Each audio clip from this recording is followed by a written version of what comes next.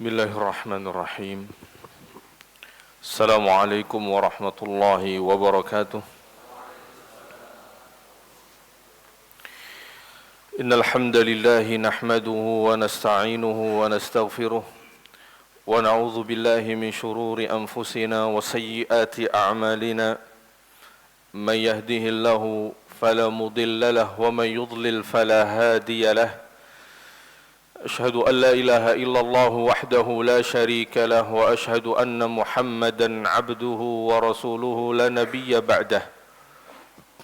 قال الله تعالى في كتابه الكريم: يا أيها الذين آمنوا اتقوا الله حق تقاته ولا تموتن إلا وأنتم مسلمون. وقال: يا أيها الناس اتقوا ربكم الذي خلقكم من نفس واحدة وخلق منها زوجها وبث منهما رجالا كثيرا ونساء واتقوا الله الذي تساءلون به والأرحام إن الله كان عليكم رقيبا. وقال: يا أيها الذين آمنوا اتقوا الله وقولوا قولا سديدا يصلح لكم أعمالكم ويغفر لكم ذنوبكم ومن يطع الله ورسوله فقد فاز فوزا عظيما. أما بعد فإن خير الحديث كتاب الله وخير الهدي هدي محمد صلى الله عليه وسلم وشر الأمور محدثاتها وكل محدثة بدعة وكل بدعة ضلالة وكل ضلالة في النار. Para hadirin kaum muslimin wal muslimat, ikhwan dan akhwat rahimani wa rahimakumullahu jami'an. Alhamdulillah, segala pujian hanya milik Allah atas nikmat, rahmat, hidayah, taufik pada kita semua. Pada kesempatan berbahagia, kita semua bisa dapat melaksanakan, dimudahkan untuk menunaikan apa yang Allah perintah dan berusaha senantiasa meninggalkan apa yang dilarang. Semoga dengan itu Allah Subhanahu wa ta'ala mencurahkan pada kita karunia, kasih sayang dan pengampunan, dan diberikan istiqamah untuk senantiasa kita menjalankan perintah dan menjauhi larangan. Salawat dan salam senantiasa tercurah bagi Nabi yang mulia salawatullahi wassalamuhu alaih beserta keluarga, sahabat dan umatnya yang komitmen dengan sunnah beliau hingga kiamat kelak. Para hadirin kaum muslimin wal muslimat rahimani wa rahimakumullahu jami'an. Hari ini kita masih di hari-hari di bulan Syawal.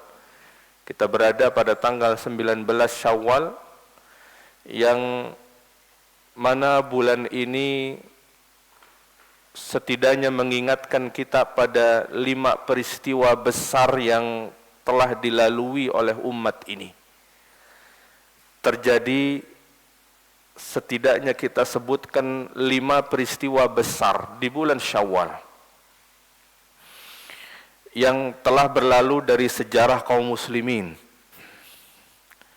Semoga kita bisa mengambil pelajaran darinya. Di bulan Syawal menikahlah Nabi kita sallallahu alaihi wasallam dengan ibunda Aisyah radhiyallahu taala anha di bulan Syawal. Dan Aisyah radhiyallahu taala anha begitu berbangga. Tentulah berbangga. Wanita mana yang tidak berbangga dinikahi oleh manusia terbaik yang pernah Allah ciptakan, suami terbaik yang pernah ada. Maka dia kerap kali berbangga. Di antara Aisyah radhiyallahu taala anha berbangga menikah dengan Nabi sallallahu alaihi wasallam karena dinikahinya di bulan Syawal. Bulan yang orang-orang Arab menganggap aib mengadakan pernikahan atau menikahkan, aib. Mungkin sebagian di tengah masyarakat kita, daerah kita masih ada yang begitu. Makanya yang mengadakan akad pernikahan di bulan Syawal itu tidak sebanyak di bulan-bulan lainnya itu di sebagian daerah. Masih ada yang memiliki kepercayaan, ya bulan Syawal bukan bulan yang baik. Karena ada sebagian orang yang masih berhitung demikian. Maka kita mendengar istilah hari baik, tanggal baik, bulan baik, ya. Dan biasanya ada orang-orang khusus yang menghitungnya, nggak sembarang hitung, Pak. Minimal dukun tuh. Ya, minimal dukun yang berhitung. Ya, untuk mencari tanggal, hari, bulan, ya, gaun yang digunakan, tempat diadakan resepsi dan lain sebagainya. Minimal dukun yang berhitung. Ujung-ujungnya pernikahannya, ya umur jagung kelamaan, Pak. Umur jagung kelamaan 3 bulan tuh. Cepat singkat. Ya. Aisyah radhiyallahu taala anha berbangga dengannya. Sebab pernikahannya dengan manusia terbaik sekaligus menepis anggapan yang telah bertahan ratusan tahun barangkali di kepercayaan orang-orang Arab terkait aibnya mengadakan pernikahan atau menikahkan putrinya di bulan Syawal. Ya, nggak ada yang terjadi apapun. Ya. Dan semua ya mematahkan semua kepercayaan yang telah berlangsung ratusan tahun lamanya. Maka kesialan, keberuntungan itu tidak terkait dengan waktu, ya, tempat dan lain sebagainya. Ya. Sebab keberuntungan dan kesialan seseorang Allah Subhanahu wa taala yang mengaturnya. Ya, dengan segala bentuk hikmah yang ada di baliknya. Nah, menikahnya Nabi SAW dengan Aisyah itu di bulan Syawal. Bulan yang kita hari ini ada di tengahnya, Pak. Kemudian kita bisa mengambil pelajaran lain, peristiwa besar yang juga terjadi di bulan Syawal. Ya. Perang Uhud. Uhud terjadi di bulan Syawal, Pak. Ya. Sebuah peperangan yang memberi pelajaran demikian besar kepada kaum muslimin. Untuk menyinggungnya, Allah menurunkan 60 ayat dalam Al-Quran tentang perang Uhud. Allah menurunkan ayat 60, sebanyak 60 ayat untuk menyinggung tentang perang Uhud. Banyak, Pak, 60 ayat. 60 ayat banyak sekali. Untuk berkomentar, untuk menyinggung sebuah perkara, sebuah permasalahan, perang Uhud saja. Dalam surat Ali Imran, di mana Allah katakan kepada nabinya, wa iz ghadawta min ahlika tubawwi'ul mu'minina maqa'ida lil qitali wallahu sami'un alim. Panjang ayatnya, 60. Allah katakan kepada nabinya, ketika engkau wahai Muhammad meninggalkan keluargamu, meninggalkan keluarganya, Pak. Istrinya banyak, anak angkatnya ada, meninggalkan keluargamu dan berangkat ke medan perang. Begitulah yang terjadi pada kaum pria pada masa itu. Begitu terdengar panggilan jihad, mereka tinggalkan semua keluarganya, Pak. Meski mereka nggak tahu apakah akan kembali dan berkumpul bersama dengan keluarganya, nggak tahu. Itulah juga yang dialami Nabi SAW tanpa mengetahui apa yang akan terjadi pada dirinya dalam pertempuran itu. Ada yang kembali dan berkumpul, kepada keluarganya. Ada yang pulang sudah nggak lengkap lagi anggota tubuhnya, mungkin hilang kakinya, hilang tangannya, kembali dalam keadaan cacat permanen seumur hidupnya. Begitulah yang terjadi. Dan Allah kisahkan peristiwa itu dalam Al-Quran. Tubawi'ul mu'minina maqa'ida lil qitali. Engkau wahai Muhammad menempatkan, mengatur sedemikian rupa pasukannya pada posisinya. Ada yang sayap kanan, sayap kiri, pasukan yang melakukan penyerangan, pertahanan yang ada di atas bukit pemanah. Demikian Nabi SAW mengatur sedemikian rupa. Rencana disusun sedemikian rupa. Akan tetapi tetap saja skenario yang berlaku adalah apa yang Allah telah tetapkan. Segala sesuatu telah dipersiapkan dan diatur sedemikian baik. Ikhtiar sudah. Akan tetapi tetaplah ketentuan Allah yang berlaku. Kita boleh berencana, tapi Allah lah subhanahu wa ta'ala yang menentukannya. Apakah rencana itu, apakah hasil sesuai dengan rencana, apakah kemudian sebaliknya hasil jauh daripada apa yang direncanakan. Tetap skenario Allah yang berlaku. Maka kaum muslimin mengalami kekalahan yang demikian pahit, sangat pahit dalam sejarah kaum muslimin. Pada pertempuran itu meninggal dunia syahid 70 orang, jumlah yang sangat banyak. 70 orang.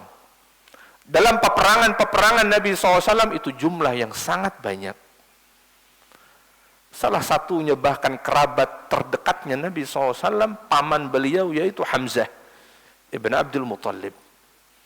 Kaum muslimin waktu itu kemudian Nabi perintahkan untuk dimakamkan di medan perang Uhud. Dan kita bisa saksikan bagi mereka yang umrah, ya mereka dimakamkan di daerah bagaimana di mana peperangan itu dilakukan. Mereka mendapatkan penghormatan dari syariat Islam. Mereka dimakamkan dengan pakaian yang terakhir mereka gunakan, tidak dimandikan, tidak disolatkan, dan dimakamkan demikian di tempat di mana mereka meninggal dunia.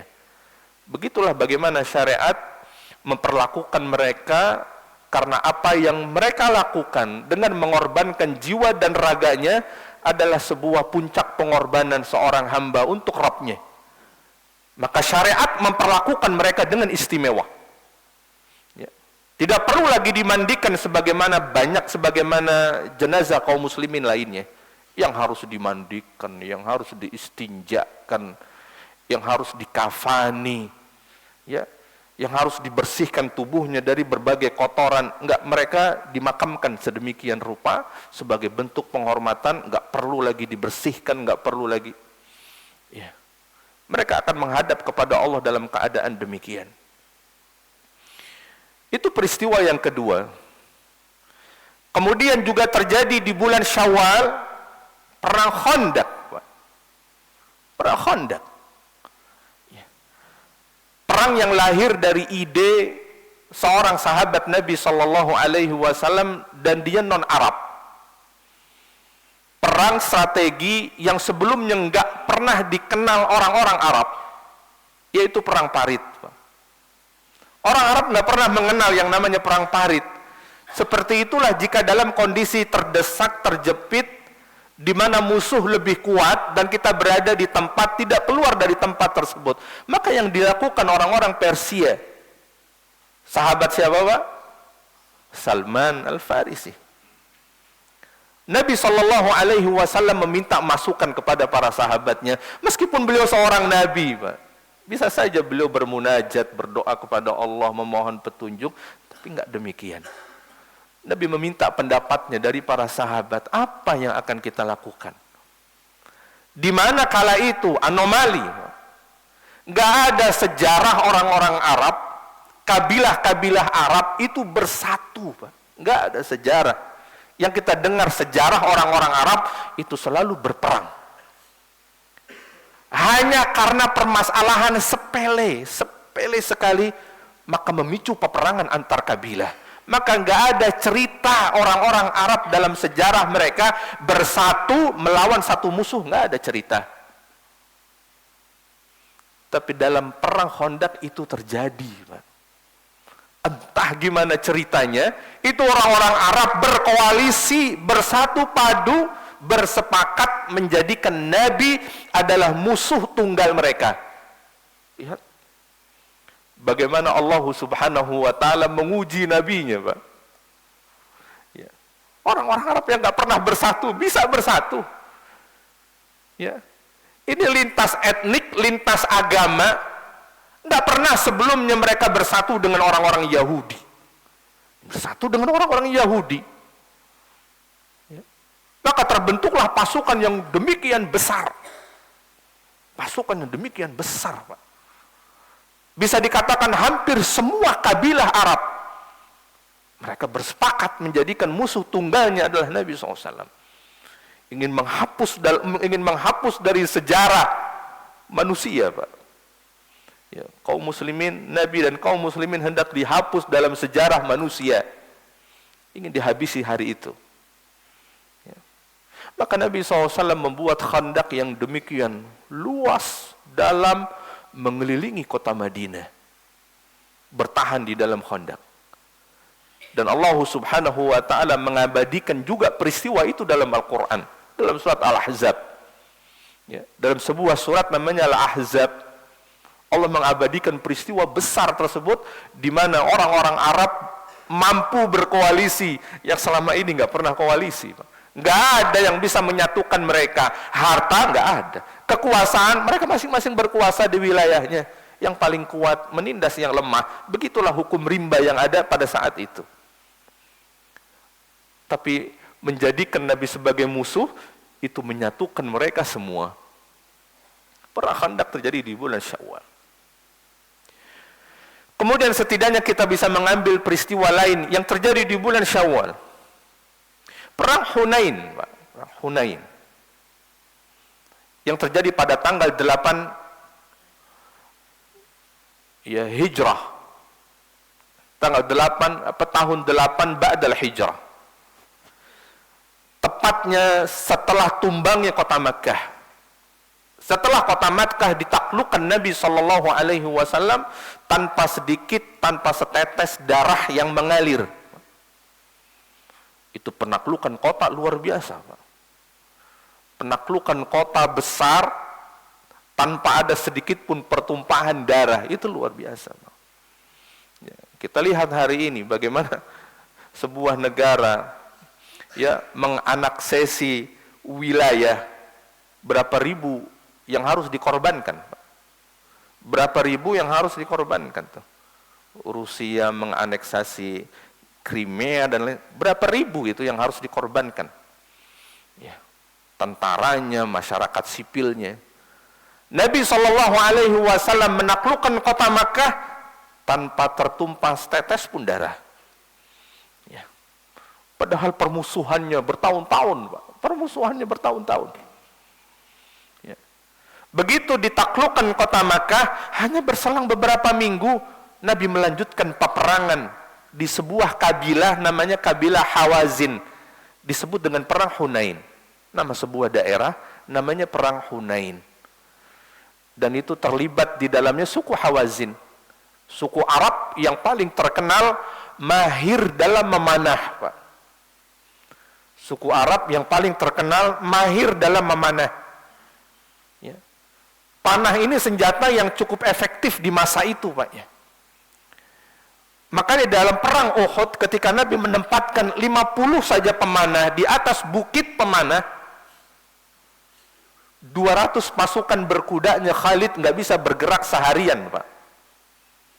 Pasukan pemanah di masa itu sangat efektif, Pak.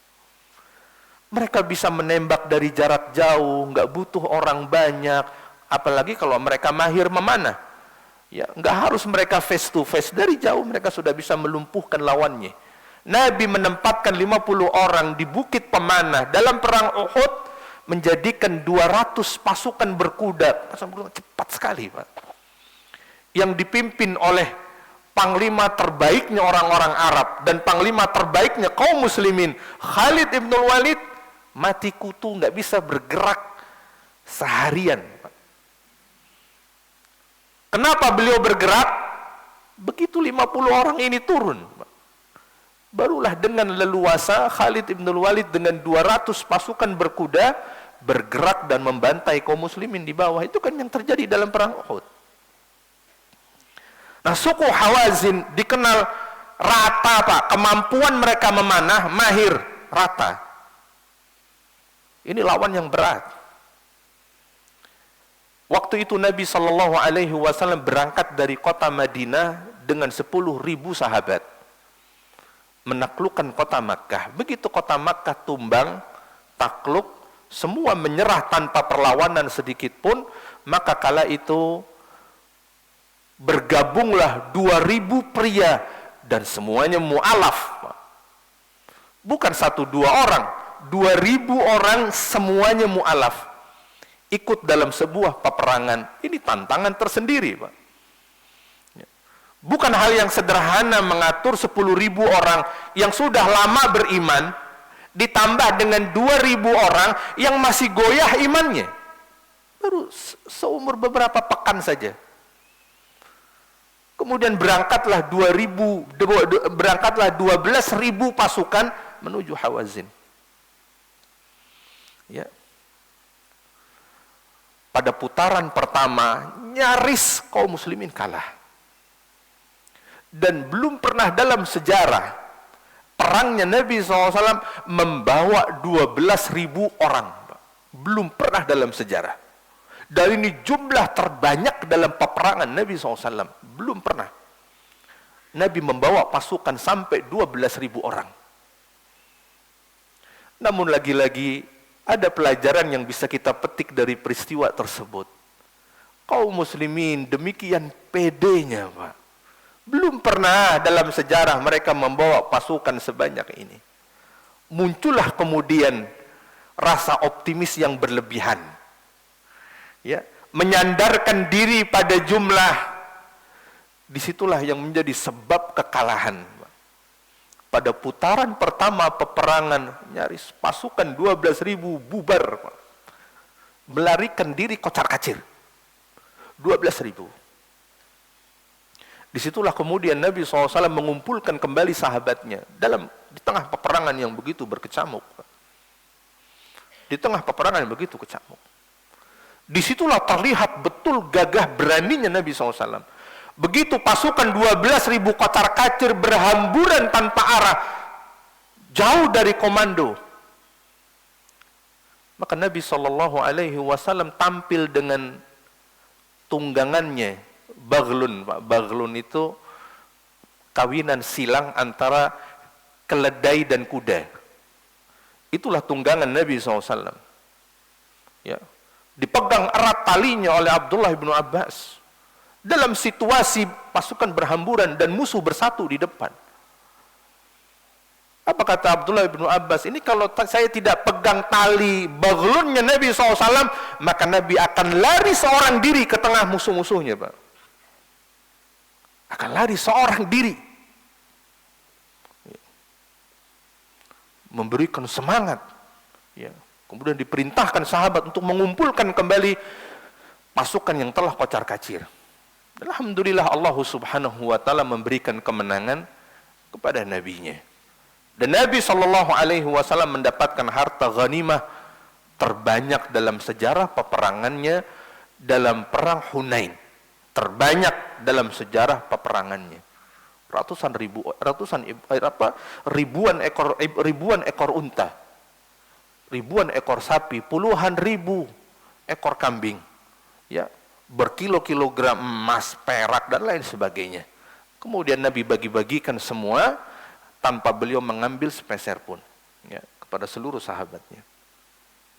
Itulah pelajaran bisa kita ambil dari perang Hunain. Dan kemudian peristiwa yang terakhir adalah di bulan Syawal, tentu disyariatkannya kita puasa Syawal. Tidaklah disyariatkan puasa Syawal kecuali di bulan Syawal. Tentu kami saling mengingatkan bagi para hadirin yang barangkali terlupa atau belum sempat melaksanakan puasa Syawal, kita masih punya cukup waktu. Masih punya cukup waktu. Ya, setidaknya ada 10 hari ke depan. Dan puasa Syawal 6 hari, Pak. Jadi kalau mau ada jeda, hanya 4 hari jedanya. Ya, kita harus ketat, Pak, ya. Tersisa waktu. Bagi yang sudah, alhamdulillah.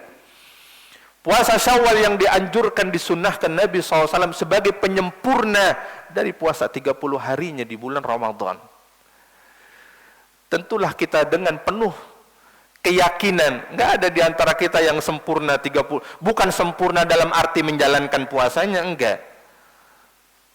Ya, tentu tidak ada yang merasa yakin di antara kita betul-betul optimal 100%, Pak, ibadah 30 hari kita di bulan Ramadan. Apakah dari puasanya, apakah dari qiyamul lailnya, apakah dari qiraatul Qur'annya, apakah dari sedekahnya, nggak ada yang yakin 100% dia mendapatkan hasil, Pak. Ya, dia menjalankan puasa. Tapi boleh jadi ada perbuatan-perbuatan yang mengurangi dari pahala puasanya. Apakah dari pandangan mata, ucapan lisan, pendengaran, mengurangi yang harusnya 100% dia dapatkan, berkurang. Mungkin 70, mungkin 60%. Hal-hal semacam itu bisa ditutupi kekurangannya dengan puasa sunnah. Di antaranya bulan Syawal. Kita berpuasa di bulan Syawal menutupi kekurangan yang ada. Menyempurnakan ibadah puasa seperti dia berpuasa 1 tahun penuh lamanya. Ya. 30 hari setara dengan 300 hari. Dan 6 hari setara dengan 60 hari. Begitulah perhitungan yang disebutkan Nabi SAW dalam hadisnya. Jadi seolah dia berpuasa 1 tahun penuh lamanya. Ya. Amal ibadah yang nggak mungkin bisa dikerjakan oleh seseorang, Pak. Puasa 1 tahun penuh lamanya. Ada yang puasa demikian? Nggak ada yang sanggup. 30 hari begitu berat dilaksanakan. Ya, bagaimana jika 1 tahun melaksanakannya? Tapi Allah punya cara. Bagaimana seorang hamba nggak mesti puasa 1 tahun, tapi dia diberi pahala puasa 1 tahun. Ini bentuk kasih sayang Allah, Pak. Ya, Allah tahu nggak akan ada yang mampu, Pak, di antara kita puasa 1 tahun. Nggak akan ada yang sanggup. Siapa yang sanggup di antara kita puasa 1 tahun, Pak? Ya. Allah tahu. Tapi Allah Maha Penyayang. Ya. Allah buat ya solusi seorang hamba nggak mesti puasa 1 tahun, 360 hari nggak mesti. Tapi dengan dia berpuasa Ramadan full 30 hari dan 6 hari di bulan Syawal, Allah berikan pahala seperti dia puasa 1 tahun. Ini kan bentuk kemurahan hati yang luar biasa, Pak. Cuma kadang kita nggak sadar. Kita diperhatikan, diberi kemurahan, kasih sayang. Itu banyak orang yang nggak sadar, Pak. Akhirnya cuman sekedar puasa 6 hari, dia puasa 30 hari dengan waktu yang demikian ketat saja sanggup, nggak ada jeda satupun, nggak ada jeda meskipun sehari, sanggup. Kenapa 6 hari nggak sanggup? Yang dia bisa berpuasa sehari, istirahat 2 hari boleh. Atau istirahat 3 hari, yang penting 1 bulan Syawal ini selesai 6 harinya. Mudah, ringan, hanya butuh sedikit usaha. 6 hari di bulan Syawal, silahkan. Tersisa 10 hari saja. Ya, bagi yang belum silahkan.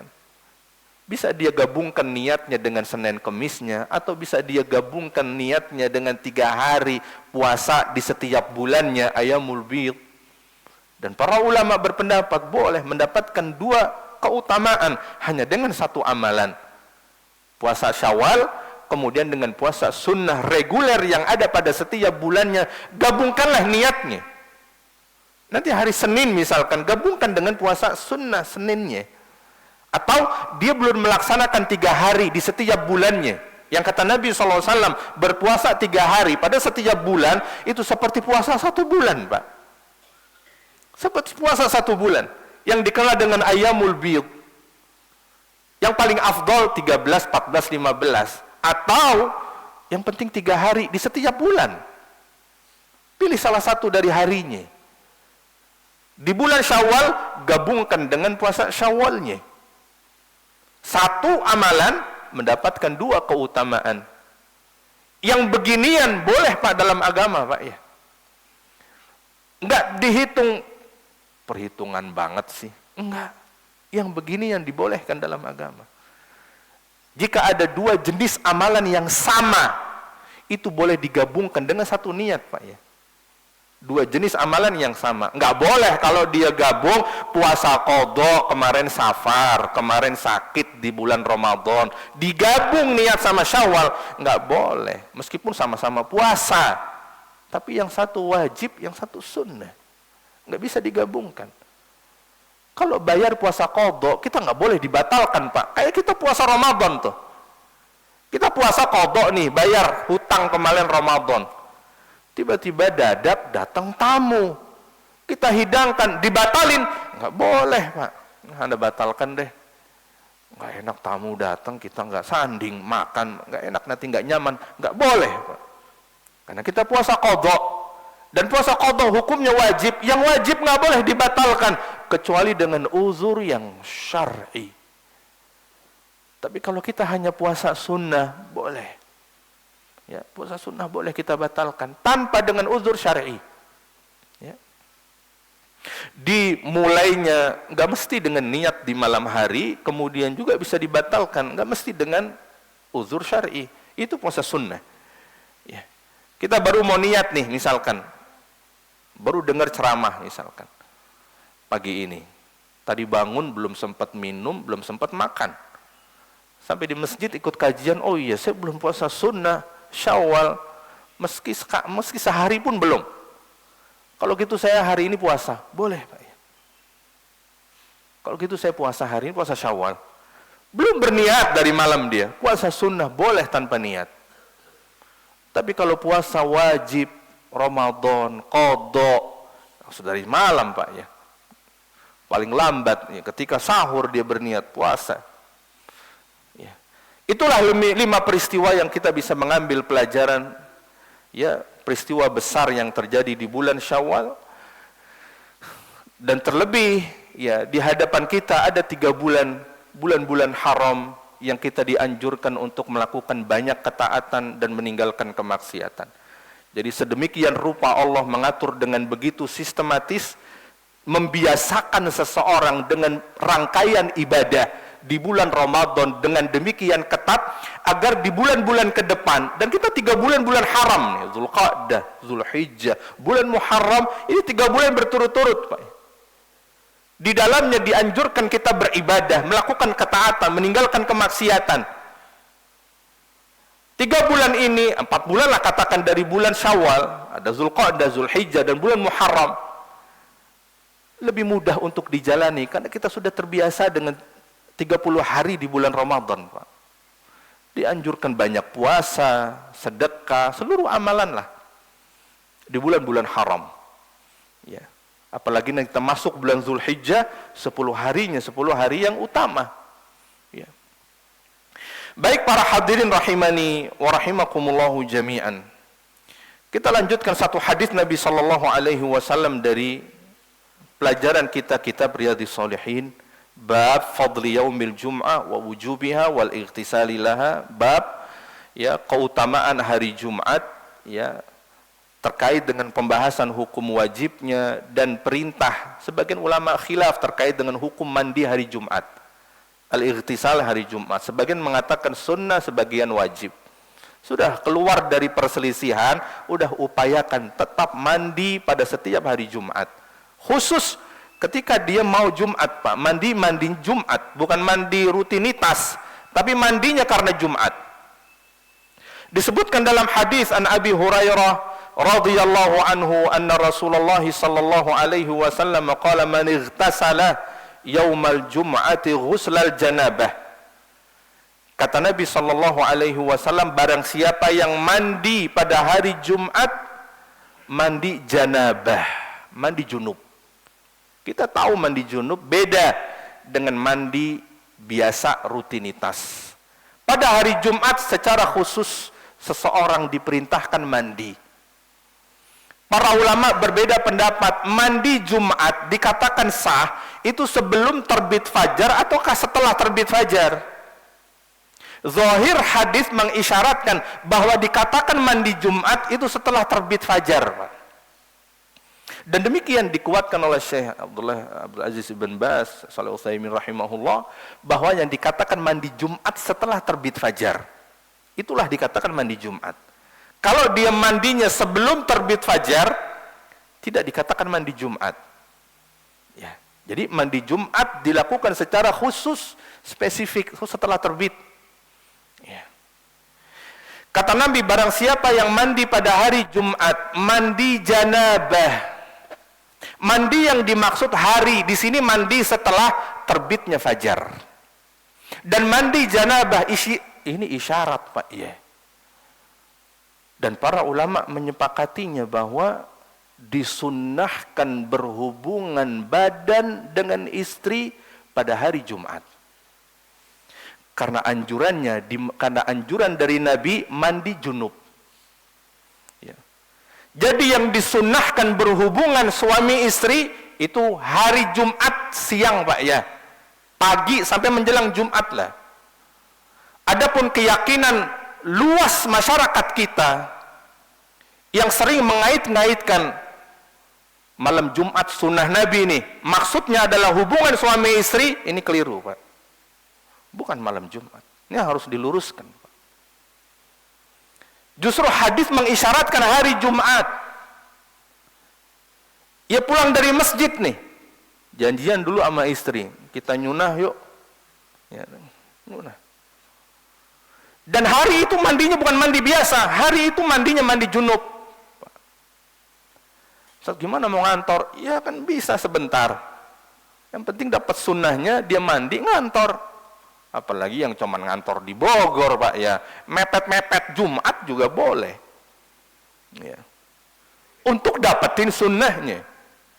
Setelah itu dia mandi berangkat Jumat. Bukan malam Jumat Pak, nih kita harus luruskan nih ya. Ini beredar di banyak masyarakat kita.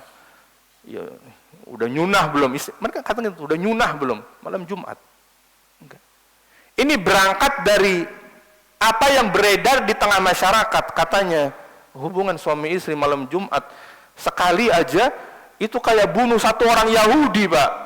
Ini hadisnya orang Yahudi, biar orang nggak pada perang ke Gaza. Udah cukup, siang malam Jumat aja. Coba kalau satu ronde satu orang, gimana kalau 5 ronde bunuh 5 orang Yahudi? Ini kan rusak Pak. Yang ada orang nggak ada yang mau perang membela saudaranya, udah tiap malam Jumat aja. Ya, nggak bener Pak ya. Ini dusta atas nama Nabi SAW, karena dikaitkan dengan Nabi SAW. Nabi bersabda begini, ini dusta Pak ya. Ada orang bohong pakai nama kita Pak, marah kita Pak. Gimana kalau orang bohong pakai nama agama dengan nama Nabi SAW? Makanya Nabi bilang, disiapkan tempat duduknya di neraka. Ya. Sakit Pak ya. Ada orang bohong di depan banyak orang pakai nama kita, sakit hati kita. Kita nggak pernah mengucapkannya, kita nggak pernah mengatakannya. Lantas bagaimana seseorang berbohong di hadapan seluruh halayak manusia dengan nama Nabi SAW? Makanya Allah ancam tempat duduk di neraka. Hati-hati Pak ya. Kan itu yang beredar, dan itu bukan hadis Nabi SAW, itu hadisnya orang Yahudi itu. Ya, supaya kaum muslimin nggak turun di medan perang, cukup di medan kasur saja. Ya, sudah setara bunuh satu orang Yahudi kok. Nah itu nggak benar. Jadi yang disunnahkan hubungan suami istri itu bukan malam Jumat, tapi pagi hari Jumat. Karena demikian hadis mengatakan, man ightasala yaumal jum'ah, barang siapa yang mandi hari, dalam bahasa Arab hari itu dihitung setelah terbit fajar Pak. Kalau malam disebutnya lail. Hari ini hari Pak, setelah terbitnya fajar. Demikian detail, orang Arab detail begitu Pak. Ya. Kalau kita kadang masih ada irisan tuh antara ya malam kadang disebut hari. Arab detail. Dikatakan hari setelah terbit sampai terbenamnya matahari. Ghuslal janabah summa raha fi sa'atil ula, kemudian setelah dia mandi janabah, mandi junub. Ini anjuran bagi yang masih ya muda dan tua Pak ya. So, kalau udah tua gimana? Ya dorongan untuk melakukan Pak demi sunnah sudah. Ya. Dan bayangkan minimal Pak, Al-Imam Ibnul Qayyim rahimahullah ketika menjelaskan hadis ini luar biasa Pak, dalam kitab Tibbun Nabawi. Dalam kitab Tibbun Nabawi. Setidaknya minimal Pak, kalau kita mengamalkan ini sunnah, seorang laki-laki berhubungan suami istri minimal seminggu sekali Pak. Apa kata Imam Ibnul Qayyim rahimahullah dalam kitabnya Tibbun Nabawi? Kata beliau, man ightasala yaumal jum'ah, terkait dengan hadis di atas, beliau mengatakan bahwa amal jima' wal ba'ah fakana hadiyahu fihi akmala hadi. Kata Ibnul Qayyim bahwa ya adapun berhubungan suami istri ini adalah petunjuk sempurna dari Nabi SAW. Ini komentari tentang hadis di atas Pak. Apa kata beliau? Yahfadhu bihi as-sihah. Hubungan suami istri yang rutin itu menjaga kesehatan, Pak, bagi seorang pria. Dan itu terbukti secara medis. Saya punya seorang teman, Pak. Ya, dia punya masalah lah dalam rumah tangga. Dia tidak berhubungan suami istri kecuali 8 bulan sekali dalam setahun. Punya masalah dengan hubungan suami istrinya. Tidak berhubungan suami istri kecuali 8 bulan sekali. Dan itu berlangsung 11 tahun. Ini nyata, Pak, ya. Oh, dia curhat sama saya, nangis-nangis. Pulang dari rumah sakit setelah cek lab, ya, terjadi sedimentasi, ya, di saluran kemihnya, ya, dan hampir gagal ginjal. Hampir gagal ginjal. Dokternya ngamuk-ngamuk, Pak. Dipanggil suami istri. Bapak Ibu jujur, berapa kali hubungan suami istri dalam sepekan? 8 bulan sekali, Dok. Ngamuk dokternya. Ngamuk dokternya. Dia kaget baru dengar ada kasus yang seperti itu. Dan sudah berlangsung berapa lama? 11 tahun, Dok. Siapa yang menolak nih di antara keduanya? Ternyata istrinya.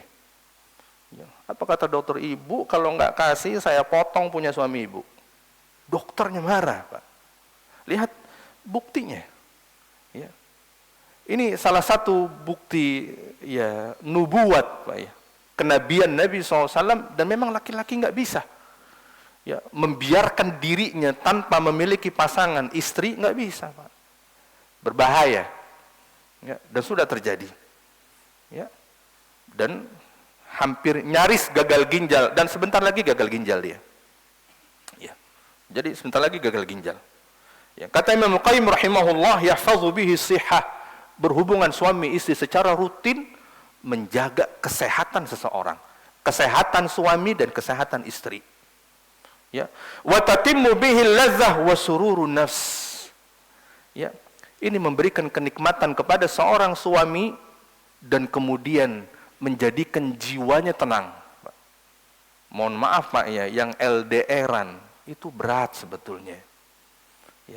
3 bulan, ya, 6 bulan, ya, minimal seminggu sekali, Pak. Ini isyarat dalam agama, ya, minimal seminggu sekali.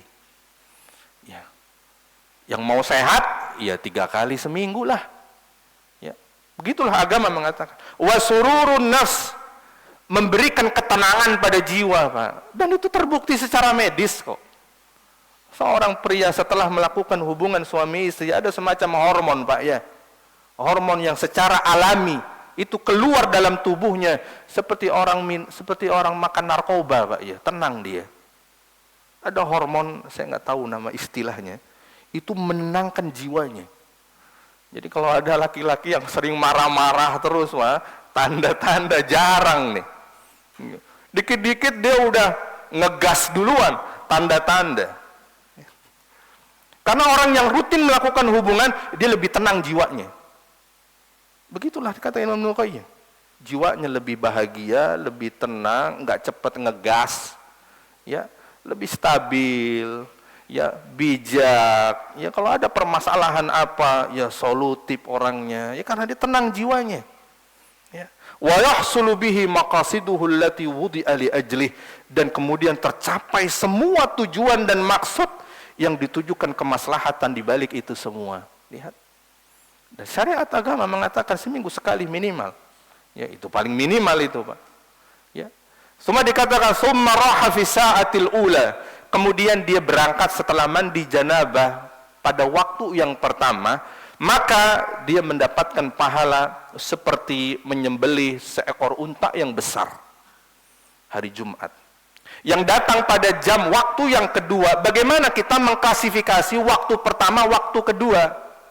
Para ulama menjelaskan, dikatakan hari dalam bahasa Arab itu kan terbit fajar sampai terbenam matahari. Katakanlah hari 12 jam lah, kalau di kita kan relatif ya stabil, ya selisihnya dikit-dikit, Pak, ya. Kalau di daerah yang dingin kayak di Saudi itu, kalau musim dingin ya makin cepat itunya. Ya, harinya. Kalau kita relatif stabil, katakanlah 12 jam kita seharian. Ya. Terbit fajar, terbenam matahari 12 jam. Kemudian ambil 6 jam, bagi 2. Karena kan Jumat rata-rata kan ya setengah hari, Pak ya. Ya. Maka disitulah kita memperkirakan pembagian waktunya seperti apa. Kita mau dapat apa? Ya. Di situ kita bagi. Kita mau dapat apa? Ya, pada hari Jumat. Kalau dia datang di waktu yang pertama, ya, jam 8 udah standby Pak di Masjid Al-Ikhlas. Boleh nggak? Boleh. Ya. Boleh jadi dia mendapat pahala seperti berkorban seekor unta, Pak. Ya, iktikaf dulu, baca Quran, sholat duha, kan banyak yang bisa dia kerjakan tuh. Ya, bantu-bantu ngepel dikit gitu kan. Ya, banyak yang bisa dia kerjakan dari kebaikan tuh. Ya. Barang siapa yang datang pada jam yang kedua, faka'annama qarraba baqarah, seperti dia berkorban seekor sapi, Pak. Kita bisa korban seekor sapi seminggu sekali, Pak. Bagaimana caranya? Datang hari Jumat pada waktu kedua. Ya, korban tuh dia bukan setahun sekali, korban sapi seminggu sekali. Pahalanya tercatat, ya meski dagingnya nggak ada, kan intinya pahala Pak ya. Ya, meski wujud daging nggak ada, tapi tercatat dia 1 ekor sapi setiap minggu. Bayangkan setahun 52 minggu Pak. Setahun dia orang yang paling banyak berkorban Pak. 52 ekor sapi tercatat di sisi Allah. Ya. Fisiknya nanti bulan Dzulhijjah Pak ya. Fisiknya nanti bulan Dzulhijjah tuh. Wa man raha fi saati salisah, barang siapa yang ini tidak kemudian difahami kalau gitu kita nggak usah korban setahun sekali. Enggak Pak ya, ini 2 hal yang berbeda. Kita udah 52 ekor cukup dong, enggak gitu Pak. Ya korban tetap itu beda lagi syariatnya. Ya masing-masing ada keutamaannya. Ya masing-masing ada keutamaannya. Kemudian waman raha fi saati tsalisah faka'annama qarraba kabshan aqran, barang siapa yang datang di waktu yang ketiga, jam yang ketiga, maka dia mendapat pahala seperti berkorban dengan seekor kambing yang gemuk, besar, pokoknya cakep lah tuh kambing. Ya. Kambingnya cakep. Dan tentu harga mahal kalau kambing cakep Pak. Waman raha fi saati rabi'ah, barang siapa yang datang pada waktu yang keempat, faka'annama qarraba dajajah, seolah dia seperti berkorban dengan seekor ayam. Ya. Waman raha fi saatil khamisah, yang datang pada waktu yang kelima, maka dia seolah berkorban dengan seekor telur. Dan itu enggak masalah. Syariat tidak merendahkannya. Ya, yang bisa datang di akhir, ya nggak masalah dia berkorban dengan seekor telur. Nanti kalau tanggal merah kayak kemarin tuh, kalau tanggal weekday misalkan, ya ada kerja wajib Pak ya. Ya, masa kita mau ninggalkan jam kerja demi mendapatkan pahala berkorban seekor unta? Ya, ini sunnah. Ya bekerja kan wajib Pak ya, mencari nafkah, akad dan lain sebagainya. Tentu kita harus pisahkan dengan bijak. Ya. Nggak boleh seseorang dengan alasan hal-hal yang bersifat sunnah untuk dia meninggalkan kewajibannya, nggak bisa. Ya. Fa idza kharajal imamu hadaratil malaikatu yastami'una dzikra. Ketika imam sudah keluar naik mimbar, maka malaikat yang standby dengan catatannya di pintu-pintu masjid menutupnya, dan barang siapa yang datang setelah imam atau khatib naik mimbar, itu tidak lagi tercatat di catatan tersebut Pak ya. Namanya tidak lagi ditemukan, dicari-cari nggak ada namanya, sudah keburu ketutup. Dan malaikat duduk mendengarkan az-zikra. Ayat hadis yang disampaikan, para petugas pencatat malaikat ikut duduk Pak ya. Ikut duduk mendengarkan apa yang disampaikan oleh khatib. Mungkin itu barangkali salah satu hikmah. Ya jangan kita tidur Pak ya, malaikat juga dengerin kok. Malaikat aja standby yang nggak punya dosa, lah kita kok asyik tidur. Makanya kata para sahabat dahulu, orang yang tidur saat khutbah Jumat berlangsung seperti pasukan perang pulang nggak bawa harta rampasan Pak, tangan kosong, ditunggu-tunggu sama istrinya di rumah, dia nggak bawa apa-apa. Loh ente perang pulang nggak bawa apa-apa, katanya menang, nggak bawa sedikit pun uang, nggak bawa sedikit pun harta benda. Itu orang yang Begitu khutbah Jumat udah ya Bismika Allahumma amutu wa ahya zikirnya Pak ya. Ya, imam naik innal hamdalillah, dia berzikirnya Bismika Allahumma amutu wa ahya. Ya. Begitu ya subhana rabbika rabbil izzati amma yasifun wa salamun alal mursalin, subhanallah, langsung bilang alhamdulillah ahyana ba'da ma amatana wa ilaihin nusyur. Zikirnya beda-beda. Ya. Jadi zikirnya mau tidur, bangun tidur. Ya, cuma 15 menit, masa nggak tahan sih Pak? Dibolehkan kok dia kalau ngantuk pindah, atau ngantuk dia ngambil air wudhu, boleh kok. Dia cuci muka boleh. Tidak menggugurkan pahalanya, meski dia bergerak keluar Pak, tapi dia ngantuk berat. Upayakan, cuma 15 menit. Ya, 15 menit, waktu yang sangat singkat Pak. Apalagi di sini khotib udah kita batasin ya, maksimal 15 menit, nggak boleh lebih. Ya. Masa tumbang juga Pak? Ya udah 15 menit tumbang juga. Khotibnya udah dipilih yang senang teriak-teriak, tidur juga. Gimana yang slow Pak ya? Khotibnya udah dipilih yang senang teriak-teriak, tetap aja tidur tuh. Ya, maunya yang kayak apa? Ini udah momen seminggu sekali, ya digunakan yang tidur. Nah, itulah tadi satu hadis Nabi SAW terkait dengan keutamaan hari Jumat dan keutamaan tersendiri yang terkait dengan mandi pada hari Jumat. Itu barangkali yang bisa disampaikan, semoga bermanfaat. Sallallahu nabiyina Muhammadin wa ala alihi sahbihi wa baraka wasallam. Jika ada pertanyaan barangkali silahkan Pak.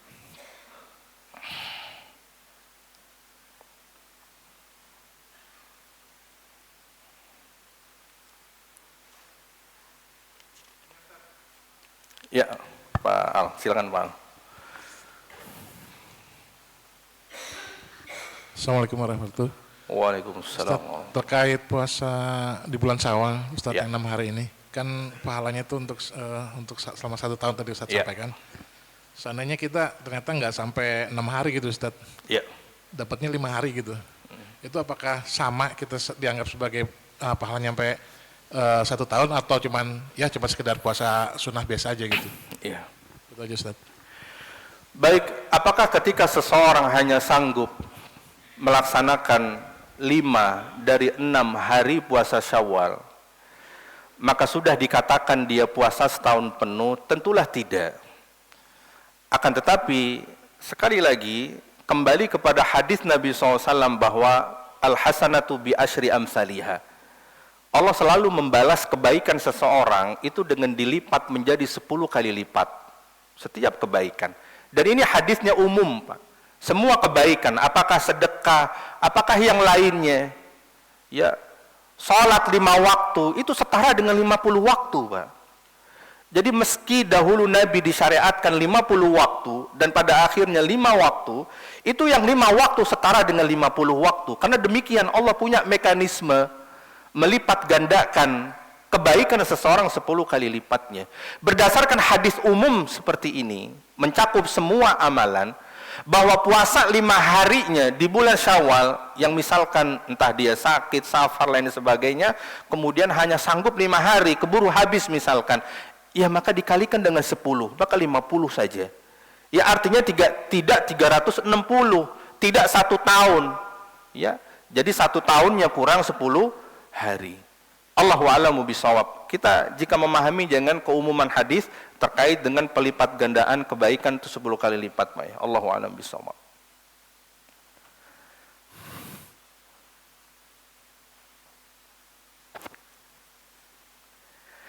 Baik, itu barangkali yang bisa disampaikan, semoga bermanfaat. Kita akhiri subhanakallah bihamdika asyhadu an la ilaha illa anta astaghfiruka wa atubu ilaik. Wassalamualaikum warahmatullahi wabarakatuh.